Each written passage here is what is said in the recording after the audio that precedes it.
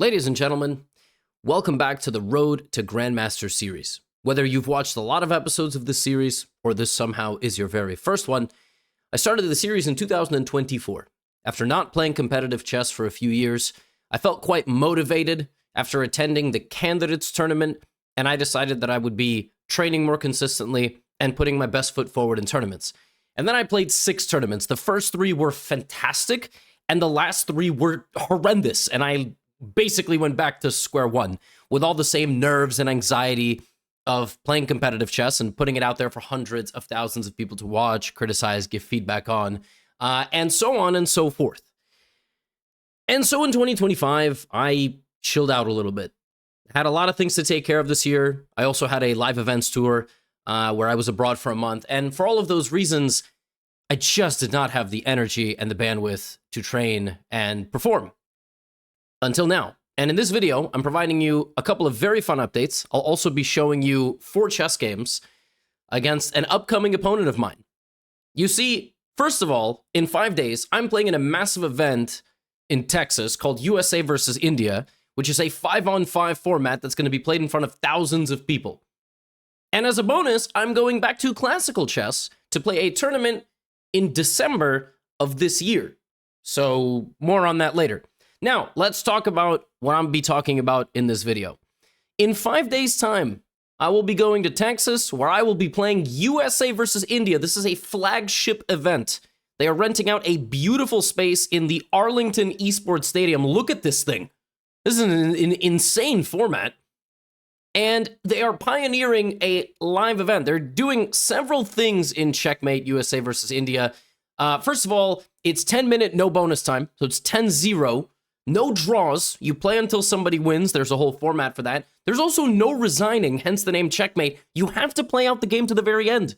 This is unique, but they're doing this because they want to show the folks at home how a chess game is actually supposed to end. They are going for the theatrics of it all. And the format's crazy. It's one game at a time. It's just one game.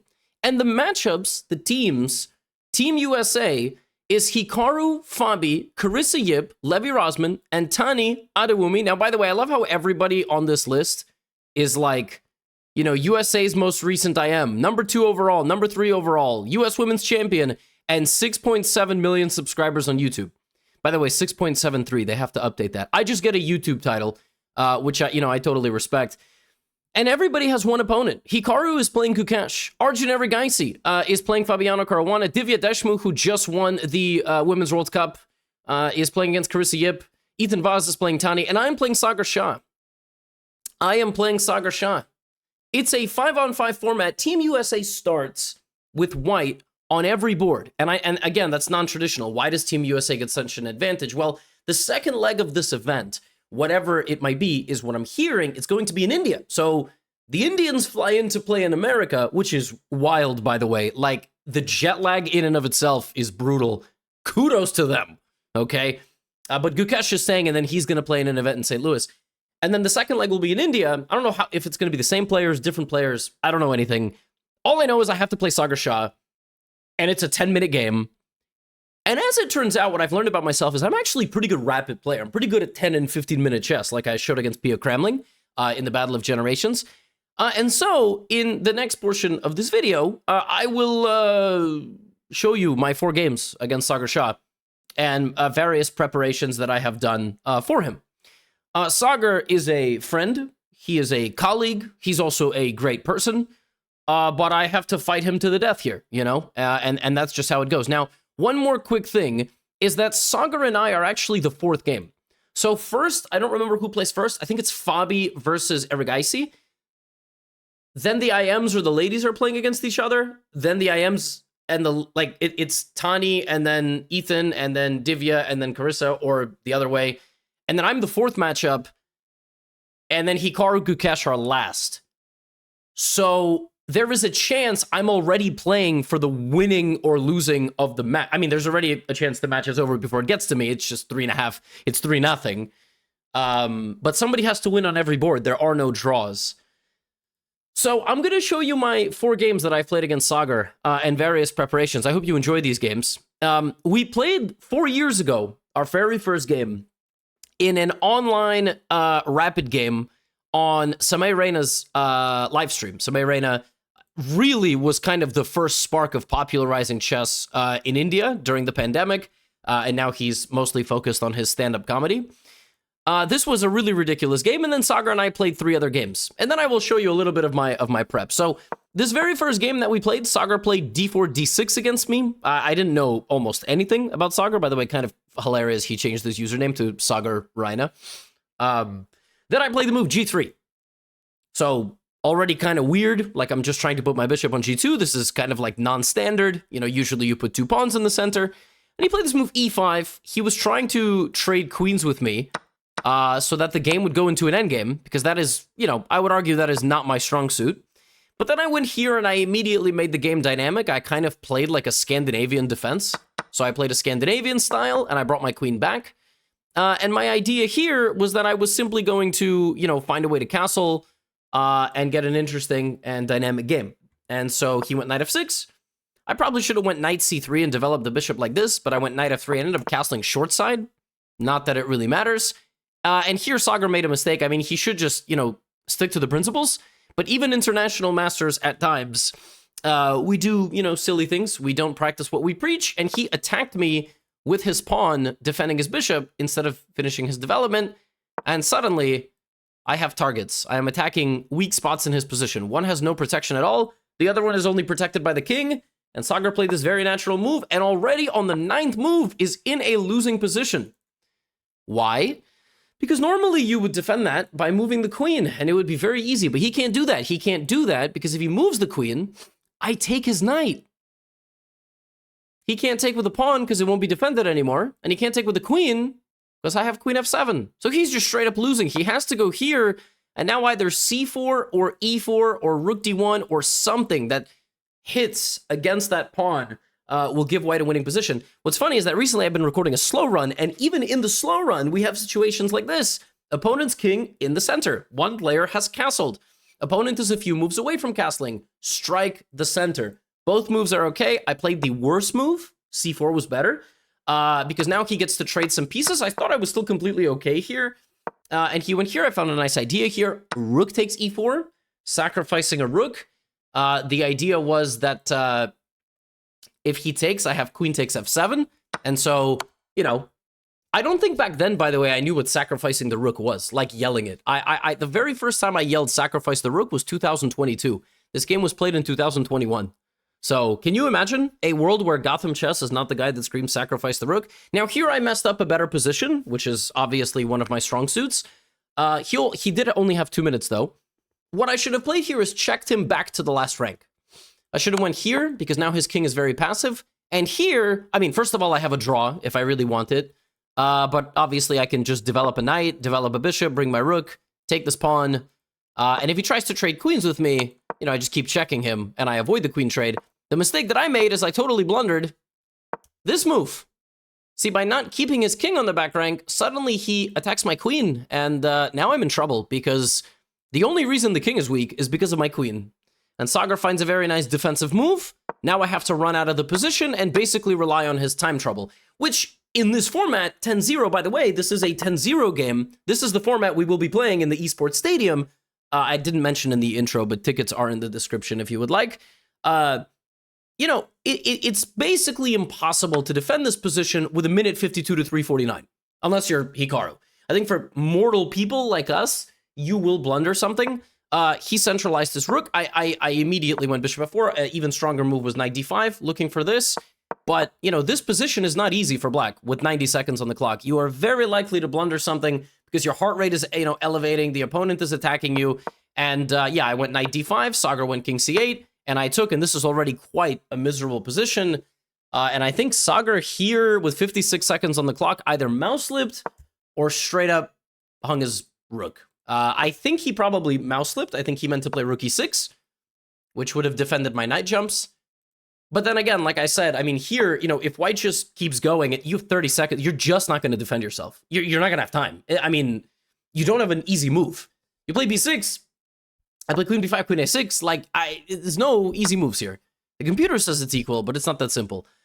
So I managed to win this game. I mean, I had a crushing position from the opening. I got Sagar in a little bit of trouble. I feel like he kind of, improvised a little bit too much. I just needed to be a little bit more accurate here. But obviously the game was chaotic. I ended up winning in the end. Then we met a few years later. In 2024, we played 3 games at a bar in Toronto. All these videos have actually been uploaded. Some of you might remember these games because I posted them. But I will do a little bit of an analysis here, and just in case you haven't seen them. The very first game, Sagar made a very big mistake of playing the Caro-Kann against me. Now, what you will notice is that I have played Sagar now 2 times with white. First time I played d4, now I'm playing e4. And in the last game of the video, I played c4. So I have played every first move against Sagar, basically showing him that when you play me, you have absolutely no idea what to expect, because I don't even have what idea to expect. I don't know what opening I'm going to play against you. And if I don't know what opening I'm going to play against you, you have no opening, and you have no idea what opening I'm going to play against you, all right? I surprised myself. That's my level of preparation. Anyway, I played e4, and he played the Caro-Kann against me.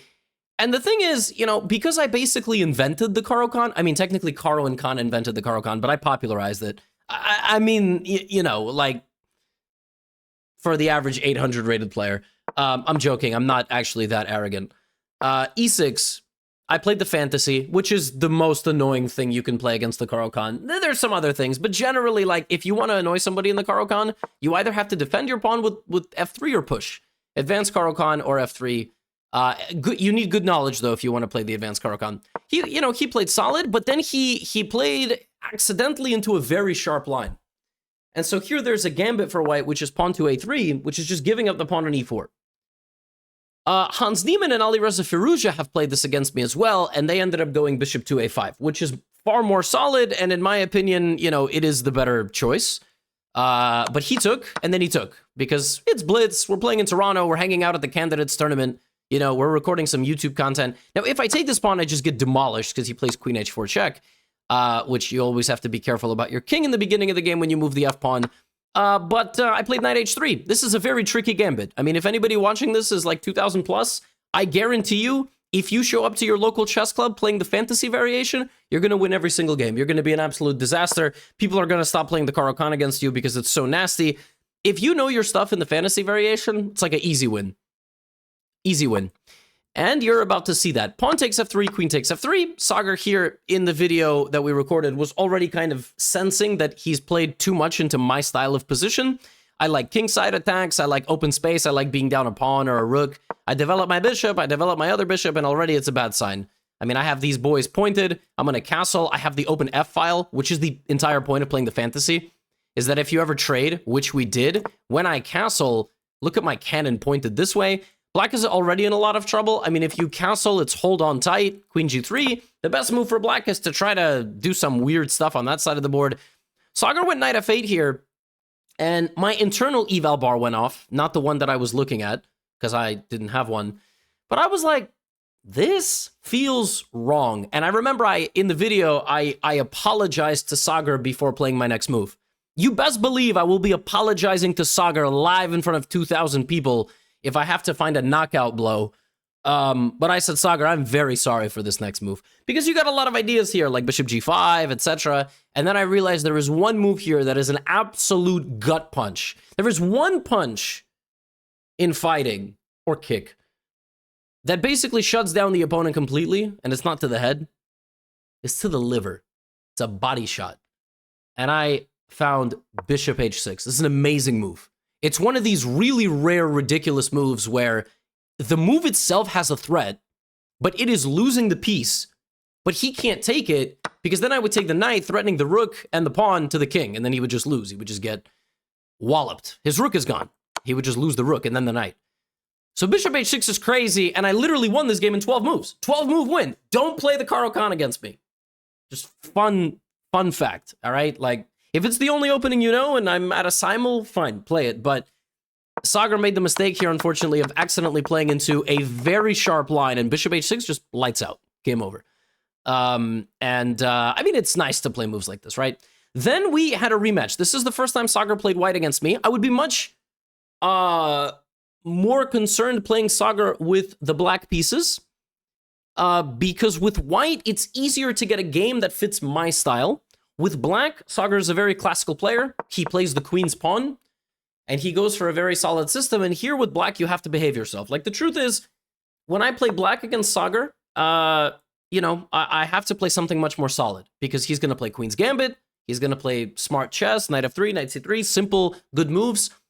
I'm always looking to make things, you know, complicated. So I played the modern defense.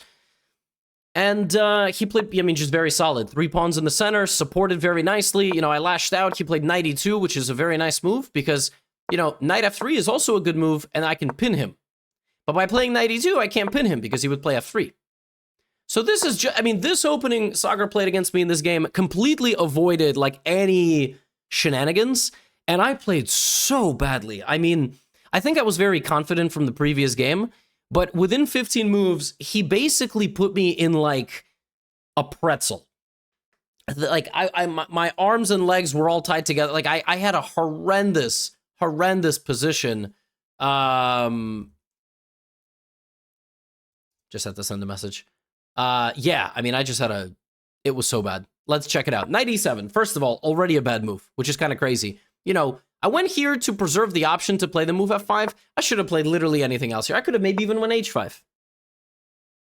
And the point of this is that if he attacks me, I come here, and, you know, if he tries to play like b4, which is normal, I can play bishop h6 or f5. I can play kind of like normal stuff. Sagar pushed my knight back, went h4, which is a very nice move. And the thing about h4 is it's not even an aggressive move. It's a positional move. He's positionally squishing my light squares. Look at this.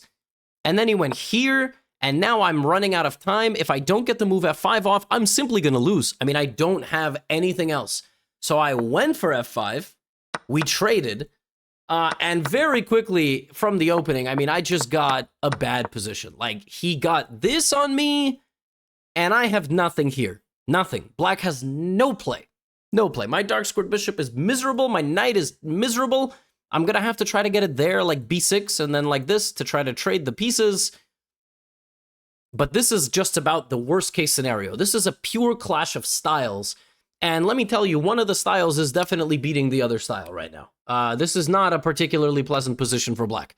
So in the game, I went knight a6, he castled, I played b6. I'm trying to get my knight here, you know, trying to liberate the position a little bit. Here, I criticized his move a lot in the video, but in retrospect, it was actually the best move, and I understand very little about chess. I was very happy to see that he traded this bishop for my knight and left this knight versus this bishop. Somehow, it gave me some confidence, because his bishop was sort of controlling all my movement, and when he traded it, I remember thinking, well, now I'm going to go rook f4, and then I'm going to go queen f5, and then I'm going to go g4, and I mean, to be honest, that is what happened in the game, and it got a little bit chaotic. But this is terrible for black. I mean, this position is, like, if white plays this correctly, I'm dead. You know, white can just play rook d3, a3, king a2, and just sit and do nothing. Like, when you have the advantage in the position that you can just do nothing, you probably have a better position. If he tries to do something, that's when I'm going to probably go on to win the game. Plus, this is blitz. Anything can happen in blitz. So you're about to see, you know, I start kind of instigating a little bit. I'm moving my rooks. I'm poking. He goes rook a3. I go rook b7. And here Sagar makes a mistake. I wanted him to take my rook, but I wanted to undouble my pawns. And he still figured it doesn't matter if I trade rooks because I still have an advantage, but this actually helps me a lot. A lot.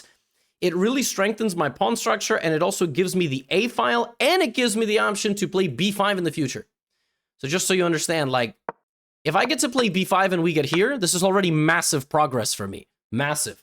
Compared to the position that we had.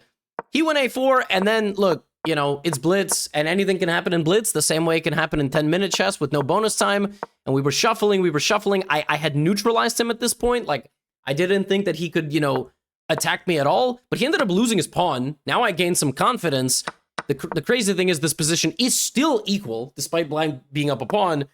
And then here Sagar went a little crazy with, like, low time. He could do nothing. He could just sit, wait in the position. But he went a5. I was like, what? And then he went here. I was like, blah, blah, blah, blah. And then he went here. And I remember thinking, like, did he just walk his king to his own execution? Like, his king can't even escape now. I think he missed queen c8. And actually, when I went queen c8, in my mind, I was thinking, okay, it's a perpetual check. It's a draw. only to realize in the time scramble, it's actually checkmate. Because in this position, I don't have to go queen a7. I have this mate. I can check and mate, or check and then mate, and he's losing, which is crazy. I did not expect that. Yeah, check here, check, and mate. Now, I only won this game because we both had like 5 seconds on the clock, and I'm pretty good at time scrambles. I've played them a lot in Bullet, I've managed to win some games from completely terrible losing positions, and obviously he was a move away from striking back here. So I was feeling nice. I mean, I won a game with white, I won a game with black, and then we played our third game. Like I said, I played the English. These games were all played in the same night. The first game, much more convincing, but more of an opening disaster. The second game, I should have lost. Like, if this was a longer game, Sagar would have correctly put the pressure on me, and he would have won this game. I mean, he definitely wouldn't have lost it, let's put it this way, because... Folks, if you have a dark squared bishop and 7 pawns on dark squares, you're doing something wrong. Like, you are a straight-up moron. And this is moron chess, okay? I played moron chess, I got very lucky, and I won. The next game was actually super interesting, but the same way that God gives in chess, yeah, the chess gods also take. So, in this game, it was a symmetrical English. I ran into a little bit of trouble in the opening. For whatever reason, I completely forgot that the correct move in this position is to move your queen before moving your bishop. I don't know, like, why. I went here, and this is just not a good move because he just attacks the bishop, so now the bishop has to move. Whereas if the queen came out first, I could have done anything I wanted with the bishop. And I, like, totally mixed up the position, and from move 10, black is already better. So basically, I have an isolated pawn. When you have an isolated pawn, you need to keep more pieces on the board, and you need to avoid your pawn being blockaded. And on top of that, he's going to win my bishop, because and then he's going to blockade my pawn. So he is trading pieces and blockading my pawn. And that is why, in this position, black is just better. But, you know me, I'm always up for a fight. I'm always going to make the game complicated. And I'm ready. I'm ready for whatever Sagar's going to throw at me. He plays a5. Already the game is getting dynamic. It's getting dynamic because this is weakening. It's softening up. My queen is in a little bit of a precarious position. He can't go here. Can't quite move his knight. Like, what is the right thing to do? And I, go after his bishop. So it's getting complicated. Our pieces are all interacting with each other, like everything is staring at everything else, defending, etc. I took with a pawn, solidifying my center now, which I actually thought was an improvement. And here he should have moved his bishop back. And instead he moved his bishop forward, which was a mistake. Immediately I took over the game. I attacked the bishop. He can't counterattack me. And then here, listen, it's not a Gotham video unless I sacrifice the rook. Rook on a1, gone. I played this move in a second. I knew it was the best move. How do you know that the move pawn to d5 is the best move? How do you get good enough at chess that immediately you have to play d5? It comes with experience. I think in this particular case, I realized that the bishop for him is the only defender of his king, and by removing it from the board, he no longer has any support on the dark squares. I will be the only one with a dark squared bishop. I felt these 3 pieces together would coordinate very nicely to go attack the king. And on top of that, I figured he still had to go backwards. So I figured I had all the momentum. So I went here. Now I'm targeting this king. I just need some support. I'm going to bring my knight back. I might go queen h4. He went here. Here I probably should have just kept it simple, like brought my knight back and played bishop here. I didn't really know what to do, so I brought my rook. I thought it was a natural move. He kicked out my knight. And then here Sagar played this move e5. And I realized right away, like, I got to switch my plan. The thing about e5 and f6 is that he kicks out the checkmating idea, but everything behind is really weak now. And since I have a dark squared bishop, I can now get in. Last game I had a dark squared bishop and all my pawns were on dark squares. This game, 5 out of 6 pawns are on light squares. You need to complement your existing bishop. They need to support each other, the color complex and the color of the bishop. And so here the best move is to not keep the queen on the board, but actually to trade it. And I was super happy I had found this idea. Now he has weaknesses here. Here, e5 is a long-term weakness. I'm going to bring my king into the game. I'm going to start pushing my pawns. I just thought even though he has a rook for my knight, like, I'm doing great. And I was doing great. I played a3. I played knight d6. And, here I should just play like f3, g4, bring my king into the middle, rook c3, c5, maybe even c5, c6, just push the pawn straight through. Make it really difficult for black to breathe. Because he can't move his rook anywhere. Like, literally, his pieces are totally on lockdown, you know? And I remember here, I'm thinking like, what do I do? Okay, I played G4. I brought in his bishop. Maybe I could have stopped that move. And then I went here, and then here. And in this position, again, I have a lot of options. I can play F3, bring my king. I thought about rook E3 and some F4 ideas. Like I thought C5. And I went here, and I lost on time. I lost on time because I was just spoiled for choice. Like I had so many good choices here. I really, like, I didn't know which one to move. Sometimes you just got to make a move, and all of them look good. And also, I can do nothing. Like, I can probably just play king F1 and king E2 and king, like, I had like 6 different options, and instead of playing, you know, just one of them, I ended up just losing the game on time. Sagar played this move, and I realized I had flagged before I played rook E3. Which is crazy, you know? In another world, I could have won this game too. I actually was very happy with how I was playing, like, you know, sacrificing my rook in the corner. I thought this was my best game, you know, start to finish. But like I said, chess gods give and they take. I won the last game, and then I ended up losing this game on time. So in Toronto, we split 2-1. As you can see, we have very different playing styles. You know, Sagar is going to go for positional, straightforward games, and before you know it, I'm going to make a mess. I'm going to sack a material. I'm gonna have a dynamic position. I'm gonna, you know, find knockouts if you allow me. And sometimes I also get myself into a big pile of poop. So it's a very intriguing matchup, you know. And if you're in the Dallas area, in the Texas area, you wanna come check it out. Tickets are pricey. It's definitely pricier than I don't know, going to, you know, watch a traditional chess tournament in a building, which might cost like $40 or something. But it's a first time ever event of its kind.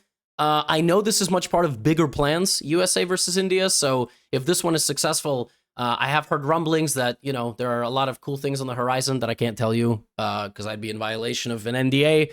But I'm excited to play in the event. I'm excited to end the year with competitive chess. Like I said, I will be playing a classical tournament.